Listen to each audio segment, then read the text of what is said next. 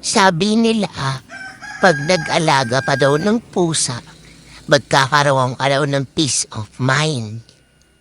O, ngayon, nag-alaga ko ng pusa.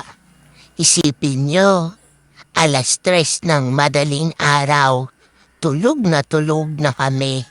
Bigla ka ba namang ambahan sa mukha? O, kung hindi ka aambahan, kakalmutin ka, kagat-kagatin ka niya.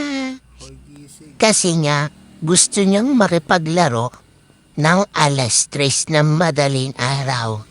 O, matapos kanyang gigisingin, sabay aalis na siya. O, kita niya? Hoy, isipin kapatid mo. You.